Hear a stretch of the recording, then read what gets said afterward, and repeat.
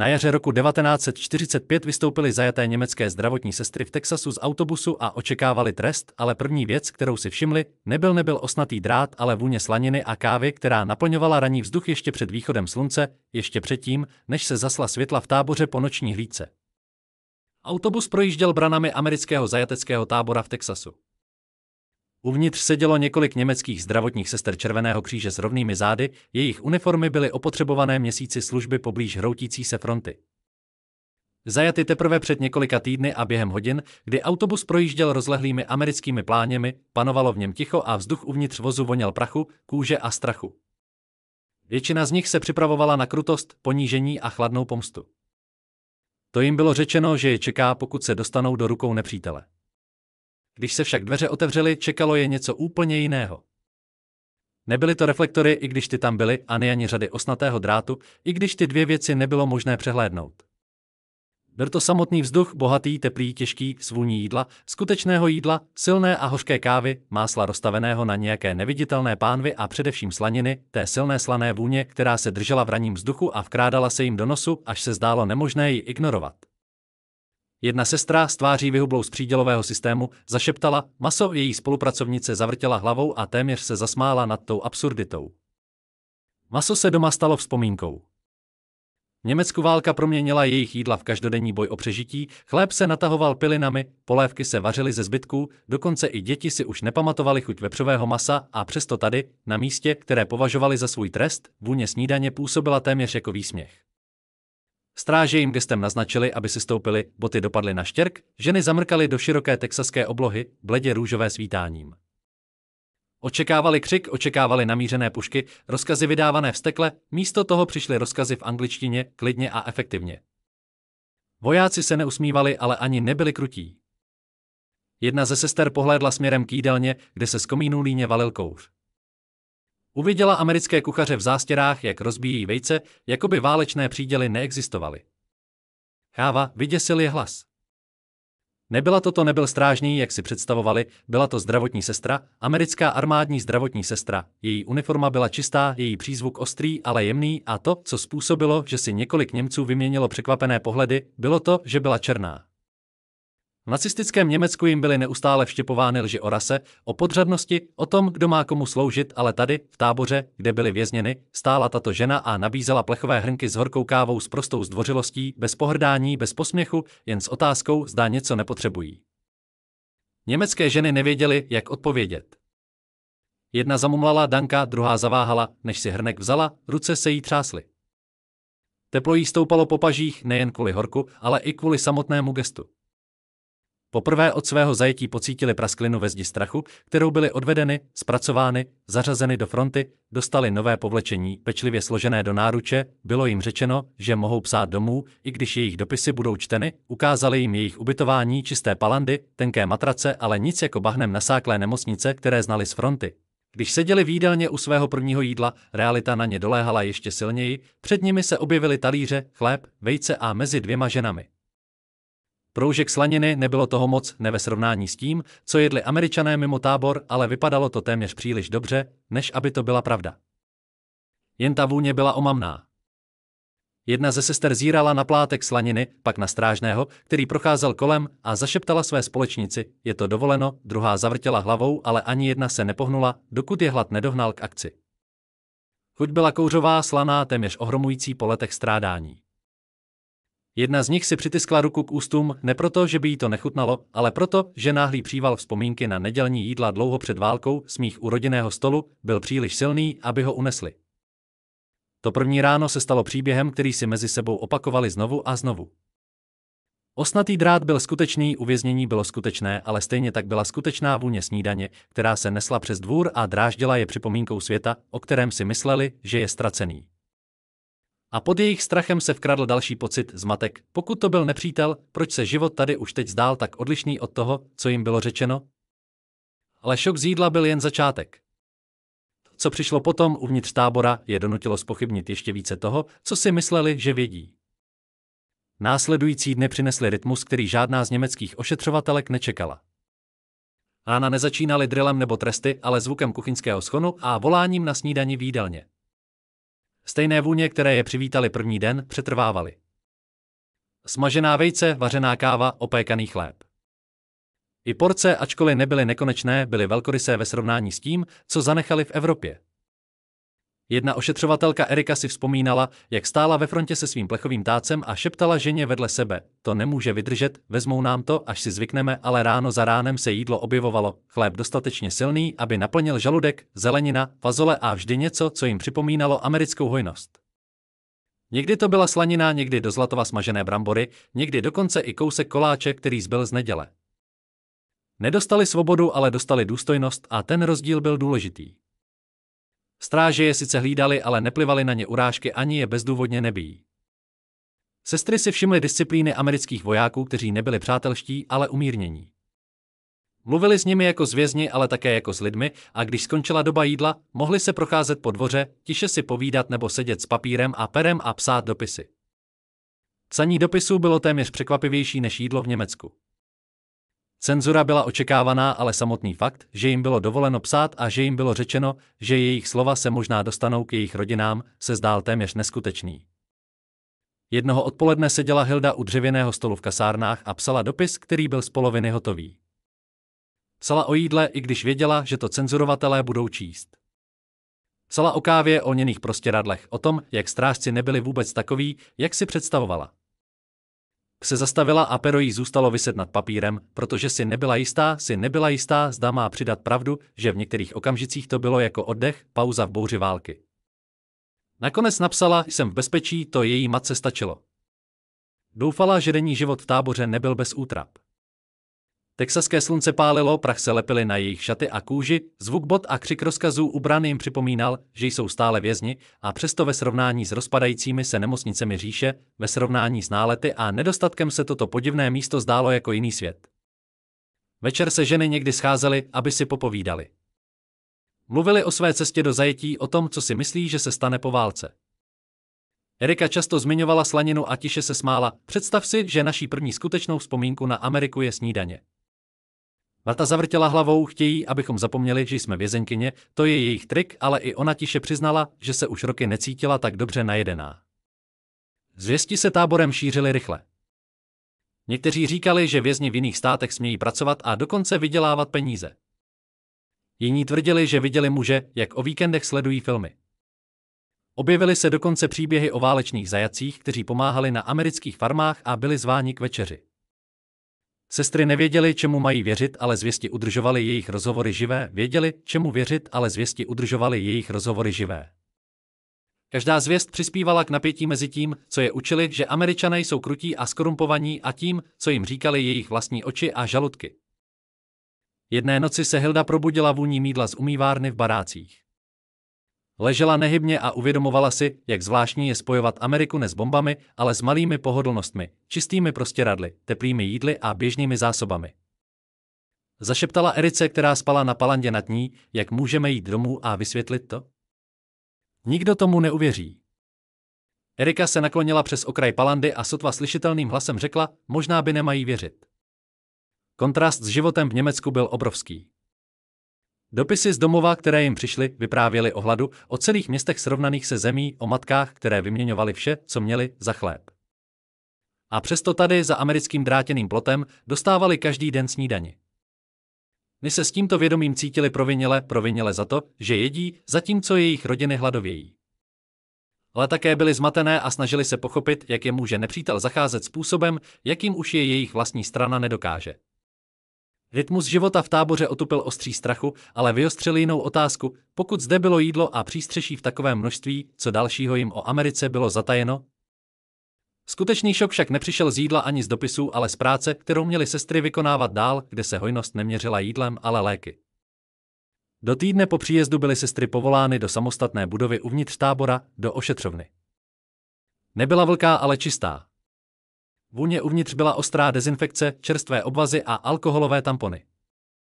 Německé ženy očekávaly něco provizorního, jako polní nemocnice, které opustili, ale to, co našli, několik z nich zastavilo v pohybu. Police byly zaplněné rolkami gázy, vatovými tampony, injekčními stříkačkami a skleněnými lahvičkami s léky. V jednom rohu byla chladnička s ampulkami penicilinu, antibiotika tak vzácného v Německu, že se s ním zacházelo jako s pokladem, často vyhrazeným pro nejvyšší důstojníky. důstojníkům. Tady se zdálo, že je k dispozici v množství, které je šokovalo. Helda, která strávila měsíce šitím ran s pouhými hadry, zašeptala: můj bože, mají tu víc, než jsme měli pro celou divizi, americký personál, lékaři i sestry, nestráceli čas a přidělili jim úkoly. Pod dohledem stráží byly německé ženy pověřeny rutinní péčí, čištěním vybavení, výměnou povlečení a přípravou základních potřeb. Pravidla byla jasná, nesměli manipulovat s kontrolovanými látkami bez dozoru, ale i ty nejjednodušší úkoly odhalily hojnost. Jedna z amerických sester, vysoká žena s kaštanovými vlasy jménem Margaret, si všimla jejich pohledů na police. Mluvila pomalu a srozumitelnou angličtinou, aby jí rozuměli: budete tady pomáhat, žádný nedostatek, žádné výmluvy. Její tón byl pevný, ale nekrutý. Pak položila krabici obvazů do Eriky a ukázala na postel, kde ležel spoluvězeň, který se zotavoval z pneumonie. Jak dny ubíhaly, německé sestry si zvykly na rytmus. Stále byly vězeňkyněmi, ale práce jim dala smysl, něco známého, ale kontrast s tím, co zanechali za sebou, je trápil. V hroutící se říši se nemocnice staly místy zoufalství, zásoby byly na hranici vyčerpání, chirurgové používali vše, co se dalo sehnat, a penicilin byl spíše pověstí než realitou. Vidět ho zde seřazený v lavičkách jako mléko ve spíži bylo téměř nesnesitelné. Ticho povinností často přerušoval dialog. Jednoho dne při přípravě prádla se Marta zeptala mladého amerického zdravotníka, proč toho mají tolik. Nepotřebují to vaši vojáci na frontě, zdravotník pokrčil rameny. Továrny to pořád vyrábějí, je toho jeho víc než dost. Jeho ležerní způsob, jak jim to řekl, ji ohromil. Továrny stále stojí víc než dost v Německu. Továrny ležely v troskách. Někdy si strážci nebo sestry mezi sebou vyměňovali malé rozhovory, aniž by si uvědomovali nebo možná lostejní k tomu, že Němci mohou rozumět útržkům, o kterých mluvili. Mluvili o přídělových lístcích doma, o milovaných, kteří psali z dalekých měst, o nejnovějších výsledcích baseballu německým ženám. Bylo to surrealistické, že tito Američané žili, jako by válka byla spíše nepříjemností než kolapsem celé jejich společnosti.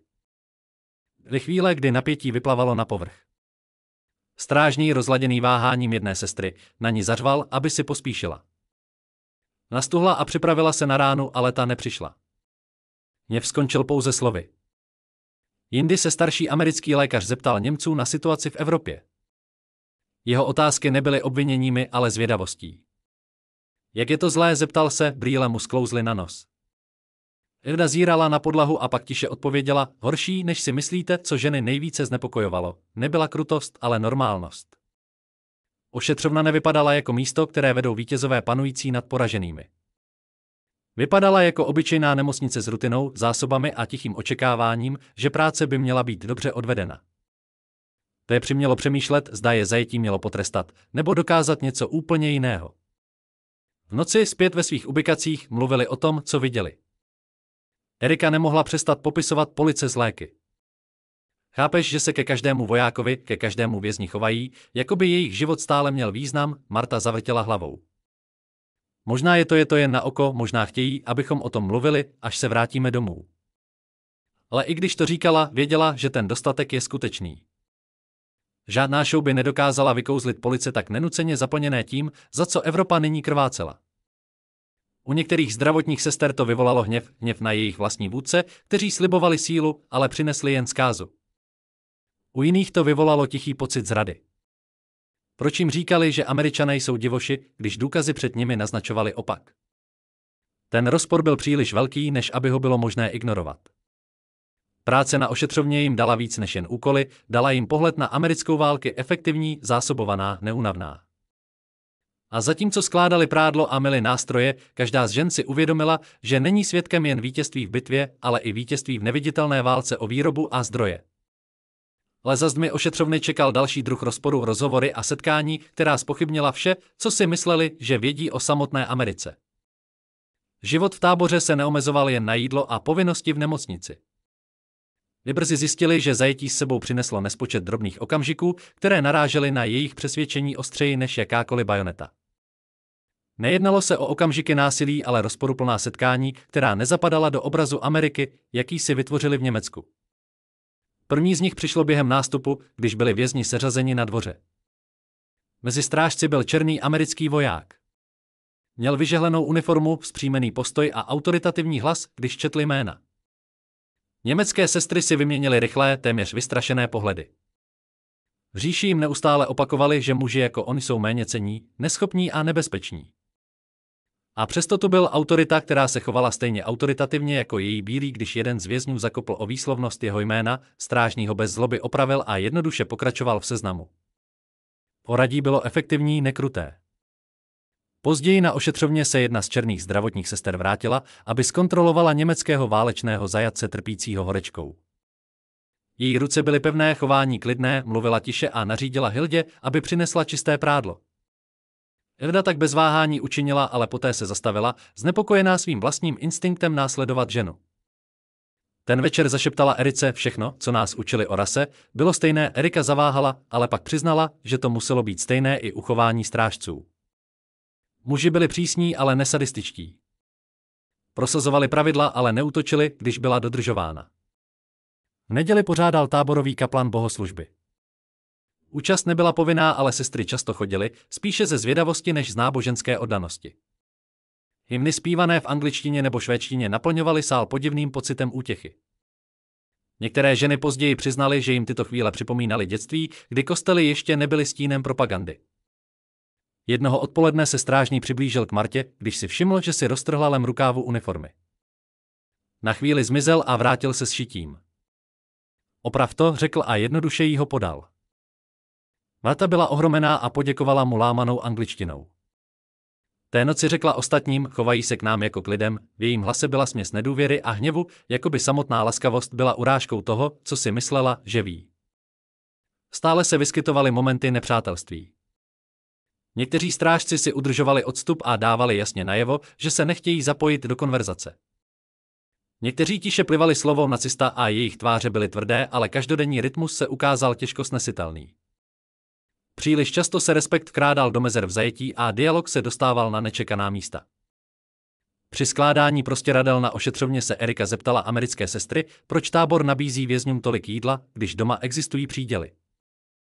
Sestra se na chvíli zamyslela a pak odpověděla: protože to vyžadují ženevská pravidla a protože pokud budou naši chlapci zajati, bychom chtěli totéž. Bylo to praktické, nesentimentální, ale Erika si tu odpověď zapamatovala.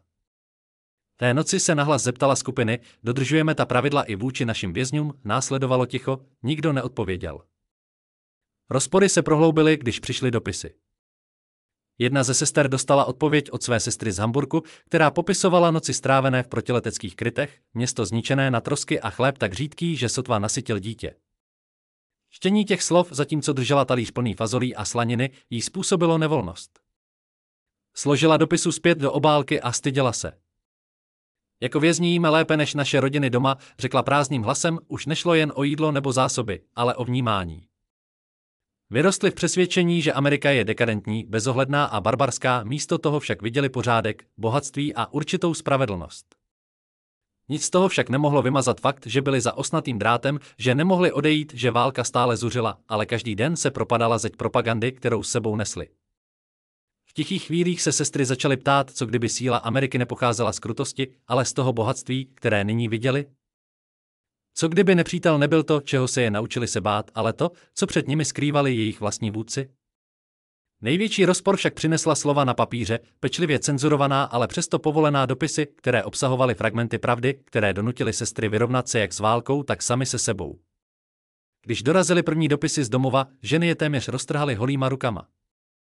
Obálky byly označeny cenzurními razítky, věty byly začerněny hustým inkoustem, ale přesto byla možnost přečíst si něco, cokoliv z Německa, záchranným lanem. Hilda přišel od její matky z Hamburku. Slova roztřesená a nerovnoměrná vykreslila obraz, který se snažila udržet v mysli. Celé bloky města byly zničeny zápalnými bombami, lidé stáli hodiny ve frontách, jen aby si koupili chléb, který se jim rozpadal v rukou jako prach, děti hubly, kosti jim prosvítaly kůží. Jsme naživu, napsala její matka, ale jen tak. Hilda opatrně složila dopis, sevřelo se jí hrdlo, rozhlédla se po jídelně, kde stály mísy plné fazolí a kukuřičného chleba a pocítila, jak ji zaplavuje pocit viny. Hrudě. Toho rána jedla lépe, než její rodina za celý týden. Ostatní dostali podobné dopisy. Jedna sestřička tiše plakala, když se dočetla, že její mladší bratr byl v 16 letech odveden do armády. Jiná se dozvěděla, že její otec skolaboval vyčerpáním poté, co pracoval ve zbrojovce dnem i nocí. Každý dopis jim připomínal, že válka, které se domnívali, že unikly, stále tížila jejich blízké. I když jejich rodiny psaly o hladu a troskách, život v táboře jakoby jim měl připomínat americké stabilitě. Zvěsti se šířily kasárnami jako požár. Někteří říkali, že německým vězňům v jiných státech bylo dovoleno pracovat na farmách a dokonce dostávali mzdu. Několik lidí přísahalo, že slyšeli hudbu linoucí se přes dvůr z projektoru. O víkendech se vězňům promítaly filmy. Zpočátku sestry tyto zvěsti odmítaly jako fantazijní příběhy, které měly zmírnit zajetí, ale pak jeden strážný mimochodem zmínil, že někteří muži z P0 se v Texasu byli odvezeni na sklizeň bavlny. Dobří pracovníci, zamumlal. Vy se na sebe ohromeně podívali, že jim bylo dovoleno vyjít ven za plot a dotknout se americké půdy. Bylo to nepředstavitelné. U stolu v kasárnách vyvolali tyto zvěsti debatu. Erika se jedné noci naklonila a zašeptala, pokud věří vězňům, že budou pracovat, co pro ně tedy tato válka vlastně znamená. Řekli nám, že s námi budou zacházet jako se zvířaty, Marta skřížila ruce. Možná je to jejich trik, aby nám pomohli zapomenout, kdo jsme. Ale i když to říkala, přiznala, že slanina, postele a léky nebyly iluzí. Psaní dopisů domů bylo další zkouškou svědomí. Každé slovo bylo kontrolováno, ale ženy se přesto snažily sdělit něco víc než jen přežití.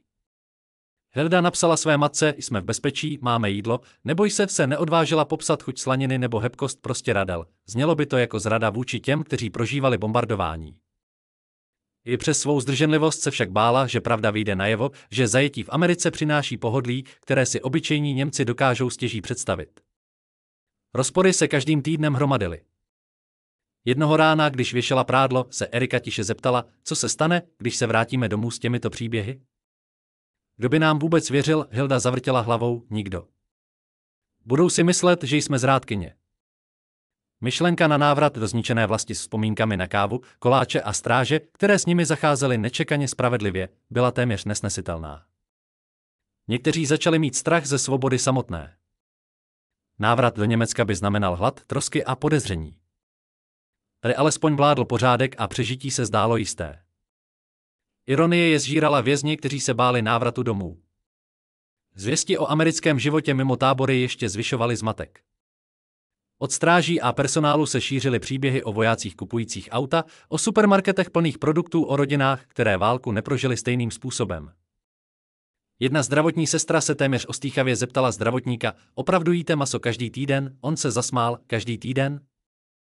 Jste každý den, ona na něj zírala, jako by jí vyprávěl pohádku. Dopisy z domova v nich vyvolávaly bolestnou touhu, ale také je nutily přijmout hořkou pravdu. Amerika nehladověla, Amerika se nerozpadala a Amerika, navzdory všem svým nedostatkům, se zdála zacházet se svými zajatci lépe, než jejich vlastní země zacházela se svými občany v posledních letech války. Války.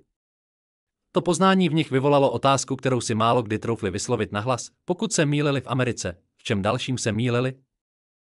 Odpovědi na tuto otázku však nemohli najít v pověstech nebo dopisech, ale pouze tím, že se podívali za hranice svých vlastních zkušeností a podívali se na širší obraz amerického a jeho srovnání s troskami Evropy.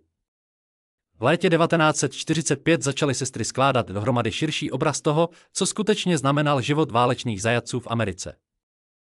Jejich tábor v Texasu byl jen jedním z hundred rozptýlených po celých Spojených státech.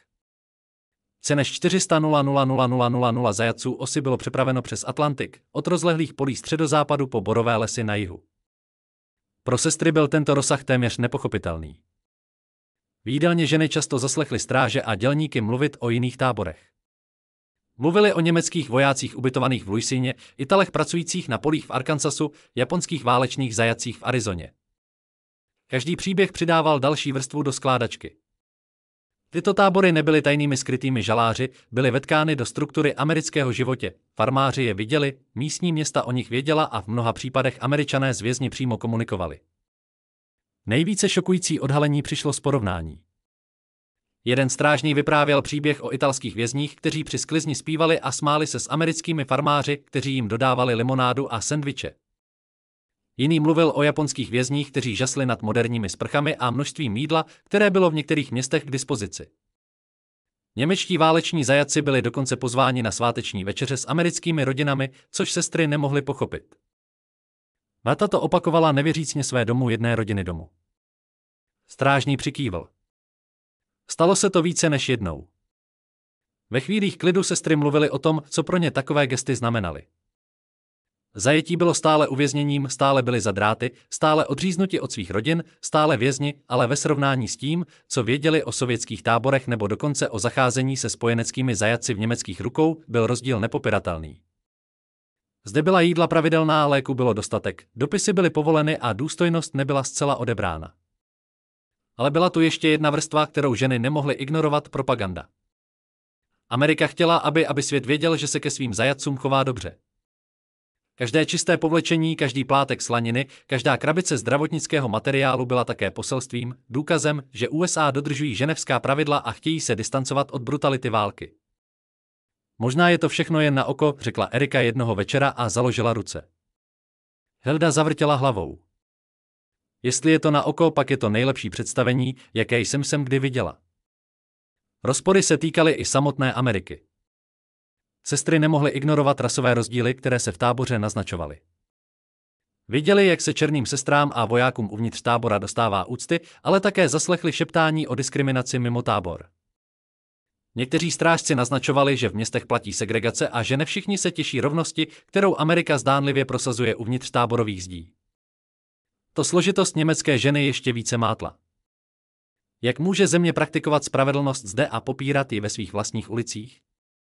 Přesto hojnost zůstávala nepopiratelná. I když se v USA mírně snížily příděly, vězni dostávali jídlo, které zastínilo to, co měli k dispozici jejich rodiny v Evropě. Dny se často cítili rozpolcené mezi vděčností a vinou. Vděčností, že jsou naživu, mají co jíst a kde bydlet, a vinou, že to prožívají, zatímco jejich blízcí hladoví v troskách tisíce kilometrů daleko. Jednoho dne, když připravovala obvazy na ošetřovně, se Hilda zeptala Margaret, americké sestry s kaštanovými vlasy: proč nám dáváte tolik? Jsme vaši nepřátelé. Margaret se na ní podívala s klidným, ale pevným výrazem, protože válka nemění nic na tom, že jste lidé a jednoho dne to skončí. Co si o nás zapamatujete, je důležité, ta odpověď se Hildě. Tedy si uvědomila, že to, co prožívají, není jen laskavost, ale strategie. Amerika pochopila, že tito vězni se jednoho dne vrátí domů a to, co si s sebou odnesou příběhy o slanině, lécích a spravedlnosti, utváří vzpomínky na válku. V širším kontextu tedy nešlo jen o přežití, ale o vliv. Jakmile sestry pochopily tuto pravdu, uvědomili si, že jsou svědky něčeho většího než jen svého vlastního zajetí, byly součástí amerického snahy vyhrát nejen bitvy, ale i reputaci.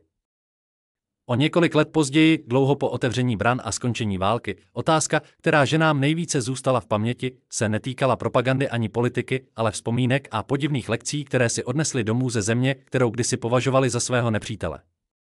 Když válka skončila a brány texaského tábora se konečně otevřely, sestry zbalily svých pár věcí a připravili se na návrat do vlasti, kterou už nepoznávali. Autobusy, které je kdysi odvezly do zajetí, je nyní vezly směrem ke svobodě, ale svoboda, jak se měli dozvědět, byla mnohem složitější než jen vykročit ven za dráty. Německo bylo k nepoznání, města jako Hamburg, Drážďany a Berlín byla jen kostry ruin, jejich panorama bylo zizvené krátery a zřícenými budovami, hlad byl všude, fronty na příděli se táhly hodiny a rodiny vyměňovaly rodinné dědictví za jídlo. Pro ženy, které žily měsíce, někdy i roky v amerických táborech, nebyl návrat jen šokem, ale také druhem smutku. Nesli s sebou vzpomínky na kávu nalévanou bez váhání, na smaženou slaninu v ranním vzduchu, na policích plných léků. Nyní zpět mezi svými se jim tyto vzpomínky zdály téměř jako zrada. Hilda se později svěřila přítelkyni: myslela jsem, že zajetí mě připraví o důstojnost, ale místo toho jsem ji tam našla a ztratila, když jsem se vrátila domů, nemyslela tím neloajálnost ke své zemi, ale uznání, že její pobyt v Americe v ní něco otevřel. Je, které jí byly řečeny o nepříteli, už neseděly. Krutost, kterou očekávala, nikdy nepřišla. Z toho jí byl ukázán jiný způsob života, spořádaný, bohatý a podivně lidský. Po mnoho let poté mnoho žen o svých zážitcích mlčelo. V okupovaném Německu bylo nebezpečné mluvit příliš otevřeně. Příběhy, které vykreslovaly Ameriku v příliš příznivém světle, mohly člověka označit za slabého nebo dokonce za kolaboranta.